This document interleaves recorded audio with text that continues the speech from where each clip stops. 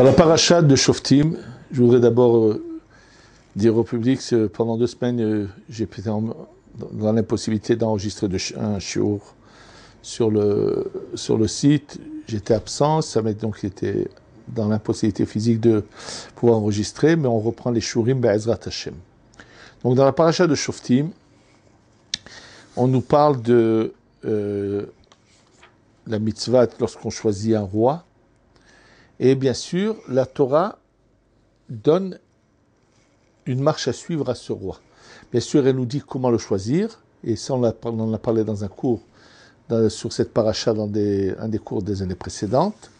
Et là, la Torah donne deux ordres à ce roi en lui disant « Rak lo yarbelo susim » qui ne cherche pas à avoir un trop grand nombre de chevaux. Et qu'est-ce qui est marqué juste après? Velo yashiv et ta'am mitzrayma les ma'an arbotsus. Pour pas qu'il ramène le peuple en Égypte pour multiplier les chevaux. Vadonai amar lachem, et Dieu vous a dit lotosifun la shuba derech hazeod. Dieu vous a dit de ne pas reprendre ce chemin-là. Ce qu'il faut comprendre, c'est pourquoi pourquoi on parle en particulier, de manière particulière, qu'il n'ait pas trop de chevaux. C'était le moyen de locomotion, c'est vrai, mais quel est le sens qui est caché profond derrière cela? Le passouk d'après nous dit Velo yarbelo nashim. Il ne doit pas prendre trop c'est-à-dire puisqu'il a le droit de se marier avec autant qu'il voudrait d'épouses. La Torah vient lui mettre en garde de ne pas utiliser cette autorisation et d'avoir un trop grand nombre d'épouses. Et qu'est-ce qui est marqué juste après? Quelle est la conséquence de cela? Velo yassur levavo. Ça ne détourne pas son cœur. Et la troisième chose qu'on lui dit, Vechesef vezahav lo yarbelo meod. Et l'argent et l'or qui ne l'emplissent pas de trop, c'est-à-dire qui ne cherchent pas à trop s'enrichir. La Gemara dans Masechet Baba Metzia, dans Sanhedrin aussi Daf Kaf Alef, dit la chose suivante. Ve'amar Rabbi Yitzchak nous enseigne, Mi penema lo nitgalu ta'amei haTorah. Pour quelle raison, lorsque la Torah donne des interdits, elle ne mentionne pas la raison? Tu dis, tu sais pourquoi la Torah ne veut pas mentionner la raison? Chez Haré, voici que Shte mikraot nitgalu ta'amam, 2 versets dans lesquels la Torah a parlé de la conséquence, c'est la raison pour laquelle s'il y a des interdits, et qu'est-ce que ça a provoqué? Donc, Shte mikraot nitgalu ta'amam, leurs raisons pour lesquelles il y a des interdits ont été dits dans la Torah. Nirshal bahem gdol ha'olam, a trébuché à cause de cela le grand du monde. On parle bien sûr de qui? De Shlomo HaMelech. Steve, il est dit, lo yarbelo nashim, il ne devra pas avoir trop de femmes. Amar Shlomo HaMelech a dit, ani yarbe velo asur. La raison pour laquelle la Torah interdit de ne pas avoir trop d'épouses, c'est pour qu'elle ne détourne pas son cœur du chemin de Dieu. Moi, je pourrais en prendre plusieurs et je resterai toujours fidèle à Akadosh Baruch Hu. Et malheureusement, ce n'a pas été le cas. Urtiv, c'est marqué Vayil ziknat Shlomo. Et à la fin lorsque Shlomo a avancé dans l'âge, Nashav hetu et levavo. Ces femmes ont détourné son cœur. On va voir que ça ne veut pas dire qu'il a chazé shalom mal tourné, pas du tout. On va expliquer ce que ça veut dire. Et voilà qu'on lui a demandé de ne pas prendre trop de chevaux. Et lui, il a dit, c'est pas grave si j'ai moi plus de chevaux. Et pourtant, il a dû y avoir des envoyés qui allaient chercher des chevaux en Égypte. Naturellement, ce qu'il faut savoir déjà dans le pshat absolu, ça veut dire sans rentrer dans la profondeur des choses, c'est que quand c'est un ordre lo yarbé, il Ça veut dire qu'il faut respecter l'ordre de la Torah. Et là, ce qui est mentionné, c'est que lui, il l'a lu d'une manière différente. Ce n'était pas un ordre lo-yarbé, mais lo-rabé. C'est-à-dire, il a dit que ce serait, c'est-à-dire qu'il a voulu expliquer ça, que ce ne serait pas bien qu'il en ait beaucoup, mais que s'il veut, il prend le risque, c'est ses risques et périls. Et là, il est dit que le Yud du mot Yarbé est parti se plaindre devant Akadosh Baruch Hu. Et il lui a dit, regarde, Shlomo HaMelech m'a retiré de ma place de la Torah. Et là, Akadosh Baruch Hu lui a dit, 100 comme Shlomo seront déracinés, mais le Yud restera à sa place. C'est-à-dire que lorsqu'il y a un ordre de la Torah, il faut absolument le respecter. Donc là, ce qui est dit de manière évidente et claire, qu'on vient de l'Agmara nous enseigne, c'est que la Torah s'est abstenue de donner des raisons au commandement pour pas que justement se permettre, dans quelques générations que ce soit, des chachamim, des rabbanim qui vont venir, qui vont dire, vous savez pourquoi la Torah a dit ça, c'est pour telle et telle raison. Maintenant que cette raison n'existe plus, cette mise n'existe plus. C'est triste, mais ça a été le cas de quelqu'un de très bien, d'un grand rave, qui est d'origine du Maroc, qui après est venu dans l'Eretz Israël, et très choquant et très surprenant qu'il a pu écrire quelque chose d'aussi grave, d'aussi faux. Peu le savent qu'il, dans un de ses écrits, il a écrit une erreur terrible. Ce qui l'animait, je pense, en lui, c'était de rapprocher les gens, mais il a dépassé pour ça certaines limites. Et dans un de ses livres, il a dit pourquoi la Torah exige aux femmes de se couvrir la tête. C'est parce que c'était la mode à ce moment-là, mais qu'aujourd'hui, c'est plus la mode. Aujourd'hui, au contraire, la femme est plus belle avec ses cheveux. Il voulait dire chas v'shalom, qu'il n'y aurait plus d'obligation, ce qui est complètement faux. C'est que Dieu préserve, ça s'appelle, c'est considéré comme de l'idolâtrie presque. Et ce qui est dommage, c'est que c'était quelqu'un qui était quand même un Talmid Chacham d'envergure. Il se contredit puisque dans un autre de ses livres, il en parlait clairement que l'obligation de la femme de se couvrir la tête.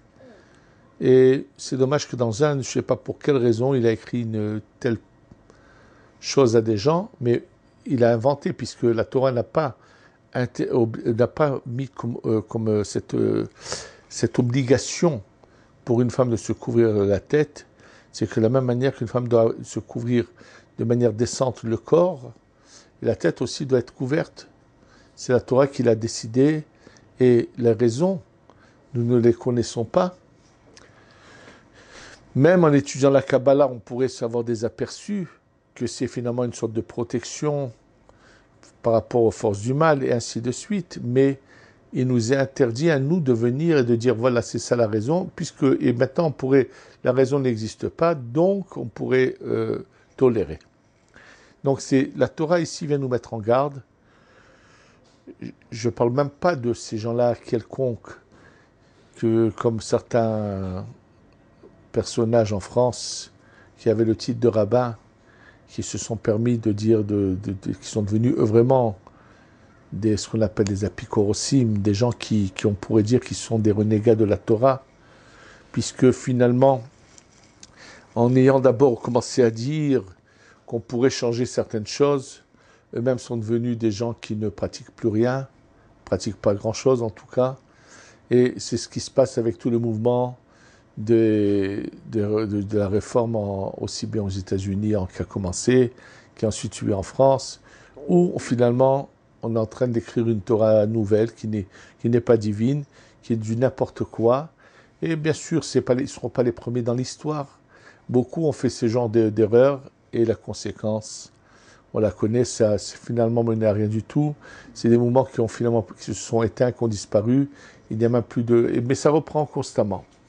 Maintenant, en tous les cas, l'enseignement est très clair que on doit appliquer la Torah à la lettre. Et c'est vraiment pas par hasard que toujours cette paracha se lit au début du mois de Elul, pour nous rappeler que faire teshuva, c'est de savoir se remettre en question, et de savoir s'analyser, et de savoir si est-ce que nous appliquons la Torah à la lettre, sans chercher à l'adapter à nos désirs personnels, chas v'shalom. Maintenant, ce qu'il faut savoir, comment comprendre que quelqu'un d'aussi grand que Shlomo HaMelech aurait pu trébucher.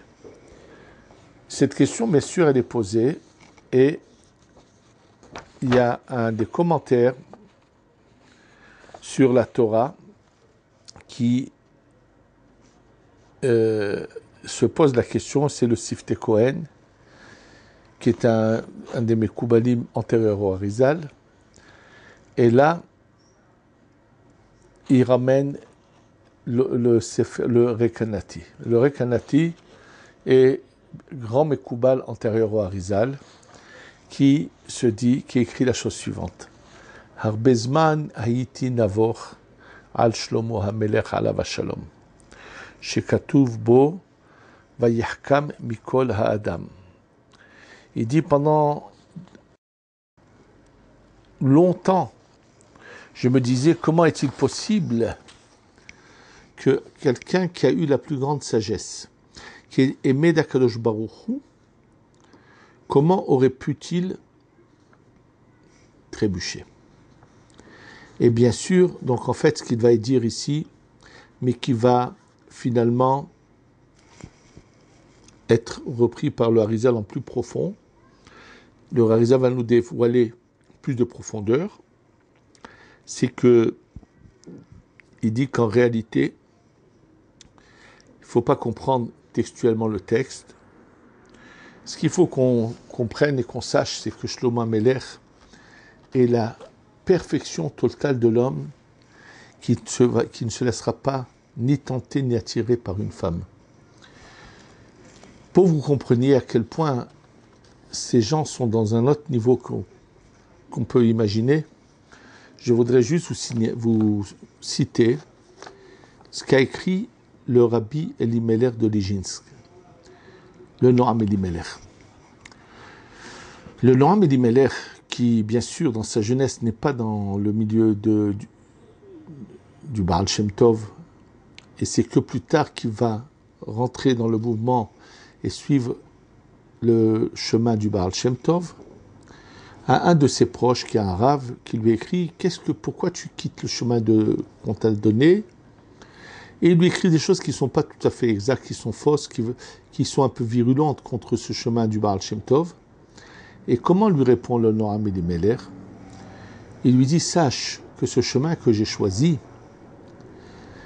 a fait de nous des hommes qui en réalité deviennent pratiquement impuissants, n'ont même plus d'attachement à la matière, et donc sont dans l'impossibilité de pouvoir s'approcher de leur épouse, mais comme il y a une mitzvah, le Shabbat, de lien et d'union, il lui dit, sache que Akadosh Baruch Hu donne aux gens de mon entourage qui ont suivi ce chemin-là, leur fait un miracle, c'est qu'au moment de la mitzvah de l'union, ils retrouvent leur force de manière surnaturelle. Et l'allusion qu'il en fait, c'est dans la paracha de Bechukotai, où il est dit, si vous suivez mes lois, et ainsi de suite, Venatati Gishmechem Be'itam, je donnerai vos pluies en leur temps. Et là-bas, il s'agit du vendredi soir, des pluies du vendredi soir. Et lui dit, le mot Gishmechem peut se dire sous la forme de je vous donnerai la matière nécessaire pour pouvoir agir. C'est-à-dire que juste en parlant, je parle du Rabbi Elimelech de Ligzinsk, il nous donne l'image de ces gens-là qui sont collés à Hachem, la perfection la plus totale, où l'attirance n'existe plus. Et ils sont au contraire tellement détachés de la matière, mais comme la Torah c'est d'unir le ciel et la terre, et qu'il y a donc une mitzvah qui s'appelle Mitzat Ola Talmidei Chachamim, qui est le moment où les Talmidei Chachamim s'unissent, parce que l'union dans leur couple, c'est l'union de deux âmes, mais ils sont tellement en dehors de la matière que c'est un miracle qui se passe, où on leur donne subitement, pendant un instant, la possibilité de faire cette mitzvah. Donc si Rabbi Melech nous parle comme ça, comment peut-on comprendre Shlomo HaMelech, qui est celui qui va nous donner, qui nous a écrit Mishlei, Kohelet, la marche à suivre de la vie pour être un Ben Israël parfait. En fait, ce que veut dire le Rekanati, le Harizal l'amplifie, c'est que leur seule préoccupation, ces tzadikim comme Shlomo HaMelech, c'est d'emmener la Géoula tout de suite. Et bien sûr, qu'est-ce qui empêche la Géoula de venir? C'est toutes ces parcelles de lumière qui sont emprisonnées dans le mal. Alors, qu'est-ce qu'ils font? On va prendre le mal, on va le chercher, et on va le briser, et on va sortir les parcelles de lumière qui sont à l'intérieur. C'était ça l'envie de Shlomo HaMelech. Simplement, comme avant lui, il y en a d'autres qui ont cherché à faire la même chose, comme le cas de Shimshon. Lorsqu'on nous parle d'une femme qui s'appelle Dalila, ce nom qui est mentionné dans le Tanakh de Dalila, le rabbi de Rougi nous dit attention, Shimshon a voulu aller récupérer des âmes que Dieu peut récupérer. Et l'allusion se trouve dans le mot Dalila. Le mot Dalila, qui s'écrit Dalet, Lamed, Yud, Lamed He, sont les premières lettres d'un passouk, d'un verset dans Shir HaShirim, qui est Dodi, Yarad Legano, La'arugot Habosem. Dodi, Yarad, donc il y a le Dalet, il y a le Yud, Legano, le Lamed. Donc les premières lettres de ce passouk, Dodi, Yarad, Legano, La'arugot Habosem. Prenez les premières lettres et vous aurez le mot Dalila. Jusque le Yud change de place avec le Lamed, mais toutes les lettres s'y trouvent. C'est-à-dire que dans ce mot-là, on veut nous faire comprendre, on ne vient pas nous raconter quel est le nom de cette Phélistime, de cette femme. C'est pas ça ce qui intéresse. La Torah n'est pas un journal de faits divers, mais on vient nous dire, en nous donnant un nom, on veut nous faire comprendre, en fait, peut-être qu'elle n'avait pas ce nom, cette femme-là, mais quelle était l'intention de Shimshon. Il a voulu, qu'est-ce que veut dire d'abord ce passouk de Shir HaShirim, Dodi, Yarad, Legano, La'arugot Habosem. Dodi, mon nom c'est Hachem de Dieu, est descendu dans son jardin, dans son verger, La'arugot Habosem, dans les touffes de plantes qui ont de l'odeur. Et en fait, ça veut dire que Dieu, des fois, descend récupérer des âmes qui sont au fin fond des abîmes du mal, et il n'y a personne pour pouvoir aller les chercher et les sortir de là. Shimshon, qui est un très grand tzaddik, et qui sait que si on arrive à sortir ces âmes de leurs abîmes, on va pouvoir emmener la délivrance. Dans toutes les générations, il y a des grands tzaddikim qui veulent tout faire pour emmener la Géoula. Le problème, c'est que l'envie de vouloir des fois bien faire va leur faire commettre des erreurs, mais c'est que la bonne intention ne donne pas forcément de bons résultats. Ça, on en a souvent parlé. De quoi de quelles âmes s'agit-il? Je vous l'ai dit dans plusieurs autres cours, que dans le monde du Tohu, avant la création du monde, malheureusement, des âmes se sont perdues, et donc, ces tzadikim qui sont venus pour aider justement les âmes perdues à retrouver leur chemin, ont envie d'aider au maximum, d'aller chercher même les plus difficiles à chercher. Et c'est-à-dire qu'il faut faire toujours très attention, quand on veut faire du bien, savoir quand même où s'arrêter, où est la limite, et de ne pas se sacrifier pour aller chercher, parce que finalement, non seulement qu'on ne va pas réussir, mais qu'on risque de soi-même tomber. C'est le cas de gens qui veulent, des fois, comme je vous l'ai donné, ce cas d'un rave qui a voulu tellement rapprocher, on m'a parlé de lui, on m'a dit combien au Maroc déjà cherché à rapprocher les gens qui s'étaient écartés du chemin, et qui lui a fait dire cette erreur terrible, monumentale, de vouloir trouver des raisons pour lesquelles la Torah a dit que les femmes doivent se couvrir la tête, et de vouloir donner des tolérances. Bref, ce qu'il faut faire attention, c'est de ne jamais dépasser, d'aller vouloir aller trop loin dans tout, savoir où est la limite et où il faut aller. Et donc, dans cette même idée, donc lui, Shimshon est allé chez les Philistines. Shlomo HaMelech a pensé qu'il pourrait faire autrement. Il s'est dit, moi je ne vais pas aller chez eux, je vais les faire venir chez moi. Donc il va chercher il connaît les goyotes qu'il va convertir, qui ont en elles un potentiel énorme de nitzotzot, de gdusha, de ces parcelles de lumière, que lui il pensait pouvoir récupérer. Et pour cela, bien sûr, il va rentrer non seulement corporellement, mais aussi avec sa neshama, aller dans ces espaces, ces sphères de la citrara du mal, en espérant se battre et sortir le mal de là-bas. Et bien sûr, il n'a pas pu réussir. Ça lui a coûté 3 ans d'exil, de souffrance, mais il ne s'est jamais détourné, chas v'shalom, du bon chemin.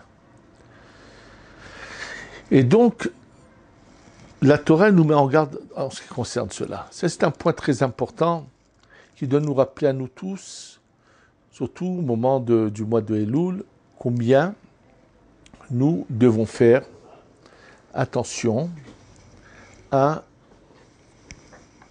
la manière dont on applique les mitzvot.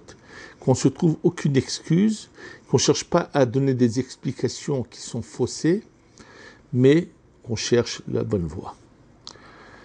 Deuxième point très important, maintenant quand il s'agit, oui, ça c'est pour les femmes. En ce qui concerne les chevaux, il veut tout simplement dire qu'un roi doit être l'exemple.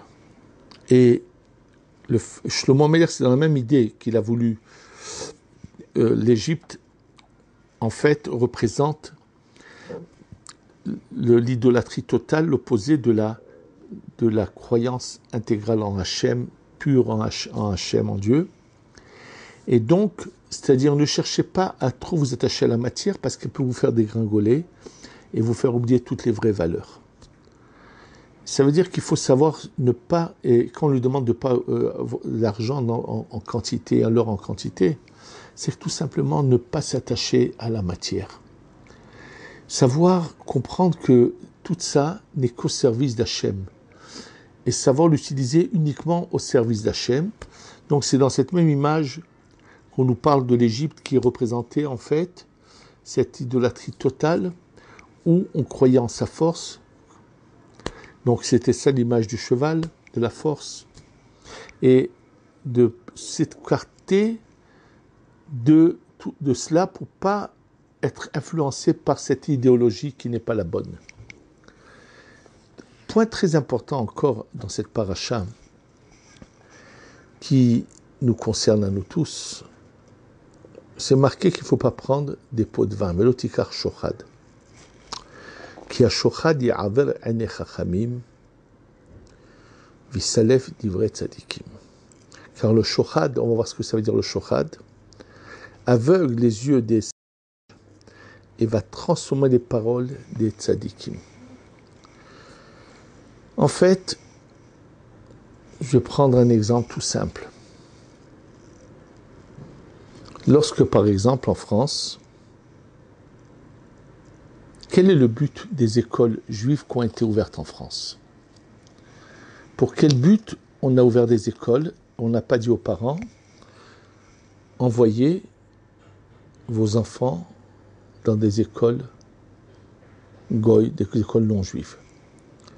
Parce que tout simplement, pour pas que ces enfants s'assimilent et renient leur judaïsme, donc il a été bien sûr obligatoire et impératif de faire des écoles qui allaient inculquer les valeurs du judaïsme et protéger tous ces enfants de l'influence extérieure pour en faire de bons béné Israël. Je parle maintenant, je suis en train de vous parler, et juste avant ce cours, il y a un moment ici au Kollel, un des Avrechim qui est là, qui a été dans l'enseignement longtemps, qui est encore, mais une partie de l'après-midi vient étudier chez nous. Juste quand je sortais de mon bureau, dans lequel je vous parle, je trouvais un jeune homme ici qui était à l'extérieur, et ce Kollelman qui est chez moi, qui depuis des années enseigne, me dit « Ah, quel plaisir j'ai à le voir !» Il me dit « Tu sais pas ?» Et il me dit à côté de lui, quand il était jeune, combien il a été, c'est-à-dire, il n'avait pas d'envie, il n'avait pas envie d'être dur, il n'avait pas envie d'étudier. Il m'a dit, crois-moi, qu'il y a beaucoup d'autres enseignants qui l'auraient jeté, qui l'auraient envoyé. Et il me dit, regarde, Baruch Hashem, j'ai tenu bon, je l'ai pas lâché, je l'ai pris en main. Il me dit, tu sais, il a fondé un foyer, c'est un bon juif aujourd'hui, il travaille, il gagne sa vie, il a des moments d'études de Torah. Et croyez-moi qu'il sont nombreux comme ça, des jeunes, qui auraient pu avoir le même chemin, le même sort, si ceux qui étaient responsables dans l'enseignement avaient su les prendre et les aider et à les orienter. Le grand shochad, c'est tout ce qui concerne, c'est qu'on a quelque chose de personnel qui veut, des intérêts personnels qui peuvent aveugler la personne, quelle que soit la personne. Un des shochad qu'ont certaines écoles en France, c'est de pouvoir, chaque année, après le bac, pouvoir dire, chez nous, dans notre école, il y a eu 80% de réussite, 90%, et pouvoir être parmi les écoles, le renom des écoles. Alors bien sûr, comment on peut obtenir ce résultat? Il y a deux manières. Soit qu'on prend même ceux qui ne sont pas très forts, on va leur donner de l'aide, on va faire de tout pour qu'ils réussissent, ou bien tout simplement, au fur et à mesure des années, tout celui qui n'aura pas obtenu la moyenne qu'il fallait, on va le renvoyer, même qu'il aille n'importe où après, ça ne nous intéresse pas. Et comme ça, finalement, on n'aura gardé que les meilleurs. Et donc, on pourra après avoir la fierté de dire, on a notre école est parmi les meilleures écoles en France. C'est un grossier mensonge. C'est tous ces gens qui ont ouvert des écoles juives et qui agissent ainsi devraient se dépêcher de quitter leur poste et de le laisser à des gens plus compétents qu'eux. Ils sont en train de faire l'opposé du but de ces écoles. Une école juive n'a pas été ouverte pour obtenir des résultats et aller fanfaronner devant, disant en France nous sommes parmi les meilleurs. Le seul but pour lequel des écoles juives ont été ouvertes, pour que chaque neshama, chaque âme soit protégée, reçoive l'éducation et ne s'égare pas. C'est ça la seule raison qui doit animer l'enseignement des écoles juives.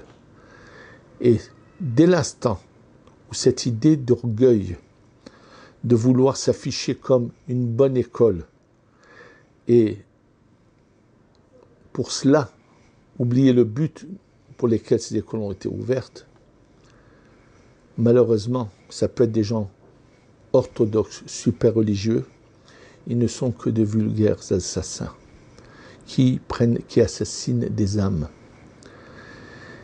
Et j'en parle parce que trop souvent, j'ai des échos de faits comme cela qui me peignent terriblement. Et si nous, on réagit, on le dit à haute voix, je ne pense pas que ces gens-là regardent sur le site mes cours, mais Dieu les entend, mes paroles. Il est évident que le fait que nous, on dise à haute voix ce qui nous paraît être contraire au chemin de la Torah, aura un effet que je ne sais pas comment, mais Hachem agira pour que ces âmes qui risquent d'être perdues à cause de ces gens qui se trompent dans leur chemin, qui leur shochad à eux, leur fait mal agir, voilà la conséquence. Et pour cela, je vais vous raconter une histoire que j'ai entendue du Rav Gedalia Rabinovitch. Rav Gedalia Rabinovitch, qui est plus âgé que moi, qui était aujourd'hui en Eretz Israël, qui est né aux États-Unis, fils et petit-fils et petit-fils d'une lignée de Admourim, de Rabbi chassidique, une chassidoute peu connue qui s'appelait Monastrich, m'a dit un fait qu'il connaissait de près, qu'il y a des années et des années de cela, aux États-Unis, dans la yeshiva de Rav Aaron Kotler à Lekoud, il y avait un jeune juif très brillant, une tête très exceptionnelle, une finesse, une profondeur, mais qui avait une conduite qui n'était pas l'idéal du Bachour Yeshiva, qui n'était pas l'idéal pour un jeune homme qui est dans la Yeshiva. Et donc celui qui était on appelle ça le Mashgiach Rouchani, celui qui devait s'occuper du côté spirituel des Bachourim, avait du fil à retordre avec ce garçon-là. Il en parle plusieurs fois à Rav Aaron Kotler, à Uresh Yeshiva, qui est connu, Rav Aaron Kotler, qui a été très connu, qui a fondé cette yeshiva de l'Ekoud. Et Rav Aaron Kotler ne réagit pas, jusqu'au jour où ce Mashgiach Rouchani, donc ce personnage qui est là dans la yeshiva, pour influencer d'une manière spirituelle, puisque les rabbanim donnent des cours de Torah, mais lui, il s'occupait du côté spirituel de chaque garçon, vient chez Rav Aaron Kotler et lui dit, Kvod Harav, c'est ou lui ou moi. Et Rav Aaron Kotler lui dit, ça sera toi. Il lui dit, un mashgiach, je vais payer, j'en trouverai un autre. Un cerveau comme le cerveau de ce garçon, j'en trouve pas tous les jours. Et si on sait le prendre en main, on en fera un grand du peuple d'Israël. Ça a été la réaction de Rav Aaron Kotler. Et juste hier, quelqu'un de France qui m'a parlé au téléphone me parlait justement d'un endroit où on ne s'est pas éduqué, alors on renvoie. Je ne parle pas d'une école avec le bac, je parle d'une école où il n'y a que du Kodesh, où il n'y a que des études juives. Et donc, dans cette fameuse yeshiva, quand un Maggid Shiur, un enseignant, est venu leur dire ou moi ou lui, on lui a dit, toi tu restes et lui, on va le renvoyer. Et je pense que c'est dommage. Alors j'ai dit à cette personne qui m'a appelé hier, je lui ai dit, c'est dommage. Je lui ai dit qu'ils ne connaissent pas cette fameuse histoire, parce que Rav Aaron Kotler est une référence qui vraiment a été un grand de la Torah et qui a su comment il fallait réagir, comment il fallait éduquer, comment on ne doit pas jeter de Bachourim. Je peux vous dire personnellement, j'ai eu la chance d'étudier de 1968 à 1972 à la yeshiva de Gateshead en Angleterre, pendant 4 ans. Jamais un Bachour, un élève de la yeshiva n'a été renvoyé. Il y avait toutes sortes de catégories de Bachourim. Zecher Tzadik vekadosh livracha, le Mashgiach Rav Moshe Shvab, savait prendre chacun, savait avec une intelligence, sans faire régner une autorité, que par la douceur. Avec Rab Leib Gurevitz, qui était le Rosh Yeshiva, bien sûr, Zecher Tzadik vekadosh. Quelle réussite ça a été. Combien ils ont su faire entrer en chacun de nous la Yirat Shamayim, la crainte de Dieu, le bon chemin. Ne pas prendre du shochad, ça implique beaucoup de choses. J'ai eu l'occasion récemment de rencontrer des gens qui ont été capables devant moi de dire des abominations sur quelqu'un, et j'ai dû les arrêter et presque les faire sortir de mon bureau parce que je ne peux pas entendre pas du lachonara, c'était mensonger parce que je connaissais la personne. Et tout cela parce qu'ils avaient un intérêt ne voulant pas de ce garçon, ça ne représentait pas le look qu'ils donnaient à leur entourage. Donc ils ont été capables de dire des abominations sur quelqu'un parce que tout simplement, leur orgueil, c'était ça leur shochad.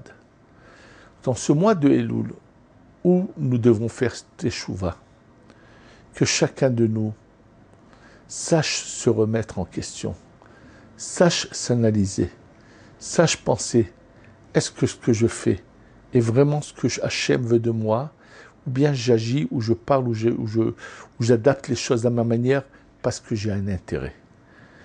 C'est pas sans raison qu'il est dit de ne pas prendre de shochad. Et appliquer à la lettre la Torah, sans se trouver d'excuses. Ne pas se permettre de s'abstenir ou d'enfreindre n'importe quelle des mitzvot de la Torah.